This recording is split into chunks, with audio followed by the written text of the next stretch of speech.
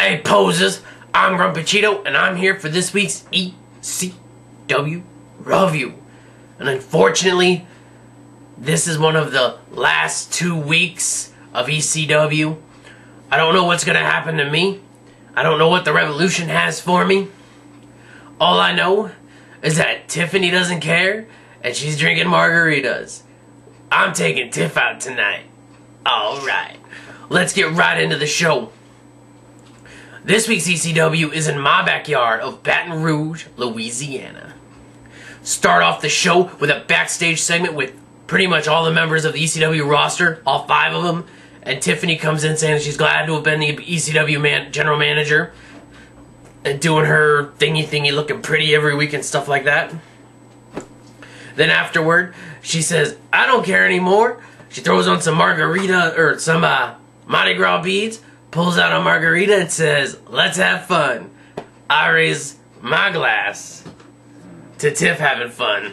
Because I'll tell you what, when Tiff has fun, I have fun. Classic moment right before she walks off camera. Zack Ryder walks up and says, how can you be messing around like this? And she says, I'm just going to party and have fun.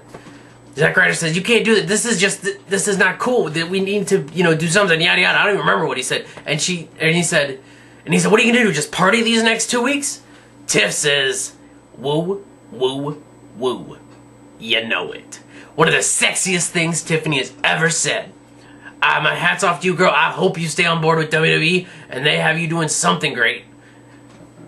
Alright, so we move on to the first match of the night, which is Goldust and Yoshitatsu versus Kalen Croft and Trent Beretta. The winner of this match gets a unified tag team title shot next week on the very last episode of ECW.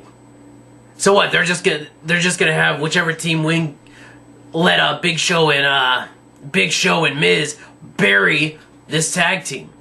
Well, it was an okay match, nice tag team back and forth action. In the end, Goldust and Yoshitatsu win. My burrito goes out to them. So anyway, we go through some commercials and some promos for the new NXT thing, which I am, by the way, not excited about, and I really don't want to cover it. So, hope the Revolution and guys are watching, but NXT, not for me. Alright, we move on to the second match of the night, which is a squash match. Why, when you have 2 weeks left, would you put a squash match? When you've got all this time, they could have had Zack Ryder in a match. Ugh. Anyway, so you got Ezekiel Jackson versus Perry Wallace. And that's right, I wrote it down. He weighs 190 pounds, and he gets the crap beat out of him by Ezekiel Jackson. Big Zeke walks in to ECW tonight, he's like, I want one Jabba sandwich with a fry, please. And then, lo and behold, here comes Perry Williams. I even mentioned him twice. And yeah, he just gets the crap beat out of him. He gets clotheslined, he gets Uranagi, he gets pinned. Afterwards is an in-ring promo by Zeke and Regal. Pretty good. Challenging Christian next week on ECW for the last episode of ECW for a ECW title match against Christian. Okay, I can live with that. Then, after some commercials and more promos, we go to a backstage segment with Christian accepting the challenge. And we have Christian making it an Extreme Rules match. I'm sorry, why did you have ECW grow some balls in the last 2 weeks? Why couldn't you have done that way earlier, and then ECW might still be going and thriving right now? I just don't get you, Vince. I just don't get you. Anyway, so we move on to our main event, which is Shelton Benjamin versus Vance Archer in a no count-out, no disqualification match. Crap. If this was just a normal match, it would have been okay. But the only no disqualification crap you had in here was Shelton Benjamin and Vance Archer were outside the ring. Vance Archer grabs a kendo stick, tries to hit Shelton Benjamin. Shelton Benjamin blocks with a chair and then hits Vance Archer with the chair. That's it, as far as I saw it. Now, honestly, I didn't... I was watching this match, and as I said, it was a pretty good match. But as a no DQ? Really? in the middle of the match, the medic had to come in because Shelton Benjamin had like a spot of blood on his head.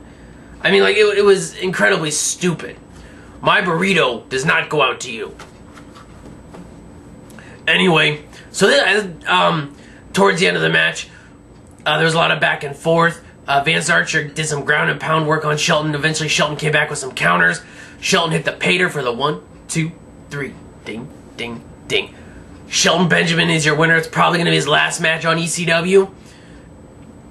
I think next week they should make it a triple threat match. Christian, Shelton, and Ezekiel Jackson. That'd be a great match. Have Shelton go over, actually win the ECW title finally. Pretty good week this week. I can't say it was phenomenal. Can't say it was extraordinary, but it's just like nobody cares anymore. Sorry, I'm kind of burpy from my burrito.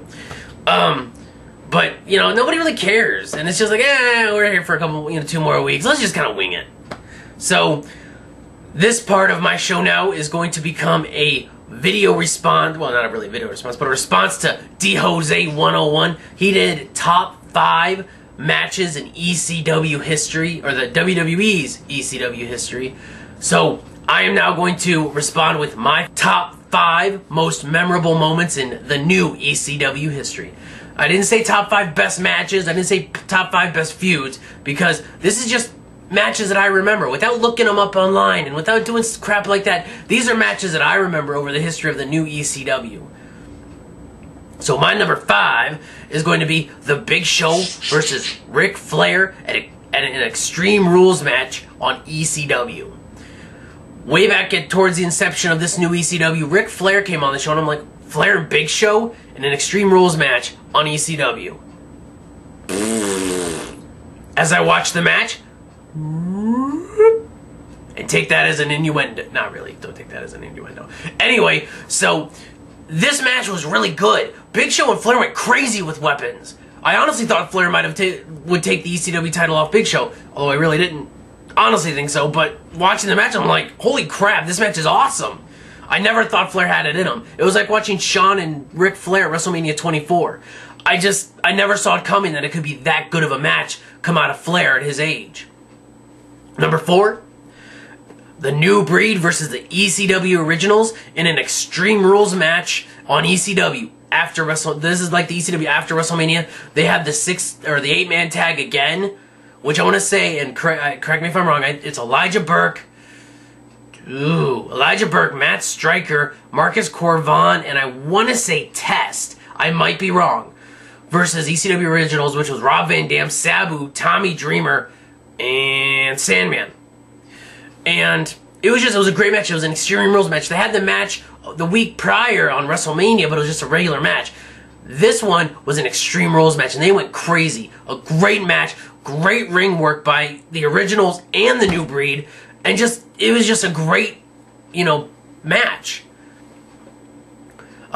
This one, the New Breed picked up the win, unlike at WrestleMania when the Originals picked up the win. But I like the New Breed winning here, just because it put the New Breed over as the new breed of ECW.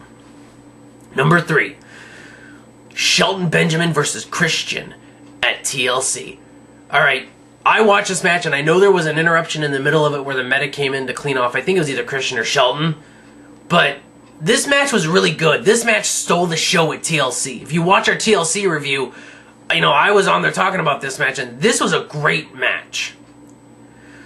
Number 2 was any of CM Punk John Morrison matches back in, I think, in 07 or 08. I'm pretty sure it was 07. CM Punk, John Morrison, they had some great contests back in 2007. Morrison won most of those matches, but CM Punk brought it every time, and Morrison also delivered. And number 1, Rob Van Dam versus John Cena at One Night Stand 2006. D. Jose, I have to agree with you on this one. And this wasn't a phenomenal match. This was like the crowd made this match. They were chanting, F you Cena, F, they wanted Cena. There was a sign that said, Cena wins, we riot. I mean, the crowd made this match. And when Rob Van Dam won the WWE title, people knew that ECW was coming back. And even though they had high hopes for it, there wasn't all that, it didn't really deliver after that, but there was high hopes, and that crowd was crazy in that ballroom. If you haven't watched that match, or at least the beginning and the end of that match, YouTube it, because it was awesome. It was an awesome vibe, an awesome feeling. Alright, well, I don't know if this is going to be in 1 or 2 parts, but, whatever happens, happens. I'm Grumpy Cheeto, and I am